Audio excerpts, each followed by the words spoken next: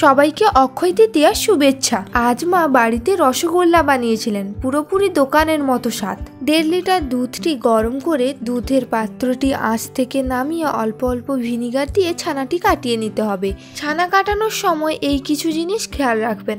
গাঢ় ভিনিগার ব্যবহার করবেন না, জল দিয়ে ব্যবহার করবেন, আর ছানাটি যেন নরম থাকে। এবার ছানাটিকে একটি পরিষ্কার কাপড়ে ছেঁকে নিয়ে ভালোভাবে জল দিয়ে ধুয়ে ফেলতে হবে, যাতে ভিনিগারের গন্ধ আর থাকবে না। কাপড়টিতে হালকা চাপ দিয়ে জল ঝরিয়ে দিবেন ও একটি উঁচু জায়গায় আধ ঘন্টা মতো চাপা দিয়ে রেখে দিবেন। এবার 2 ধরনের রস বানিয়ে ফেলতে হবে। প্রথমটিতে 2 কাপ চিনি ও 2 কাপ জল দিতে হবে। চিনিটি গলে গেলেই তাতে অল্প দুধ দিবেন। চিনির মধ্যে থাকা নোংরাগুলি বেরিয়ে আসবে, তা এইভাবে পরিষ্কার করে নেবেন বা ছাঁকনির সাহায্যে ছেঁকে নেবেন। আর রসটি ঠান্ডা করতে রেখে দিবেন, রসটি যেন বেশি গাঢ় না। এবার ছানাটিকে একটি থালায় নিয়ে ভালোভাবে মাখতে হবে। হাতের এই অংশ দিয়ে ভালোভাবে মাখবেন। ছানাটিতে দেখবেন বেশিও জল যেন না থাকে, কমও জল যেন না থাকে। এবার একটু স্বাদ বা গন্ধের জন্য অল্প এলাচের বীজগুলি বের করে চিনির সঙ্গে গুঁড়ো করে নিতে হবে। এবার ছানাটির সঙ্গে ভালোভাবে মিশিয়ে ফেলতে হবে। আর বাইন্ডিংয়ের জন্য অল্প ময়দা নিয়ে ভালোভাবে মিশিয়ে মাখতে থাকবেন। আবার ছানাটি বেশি মাখবেন না, না হলে ঘি বেরিয়ে আসবে। যখন দেখবেন ছানাটি থালাটি থেকে উঠে আসছে, দলা পাকিয়ে যাচ্ছে, তখন হয়ে যাবে। এইবার অল্প অল্প নিয়ে হাতে একটু চাপ দিয়ে ভালোভাবে গোল করে নেবেন। গোলটি এইভাবে হলে বুঝবেন ছানাটি ভালোভাবে মাখা হয়েছে।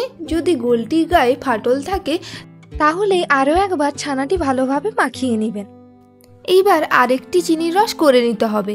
মা এখানে 1 লিটার জলে 250 গ্রাম চিনি দিয়েছেন। এই চিনির রসটি একটু বেশি করে করবেন।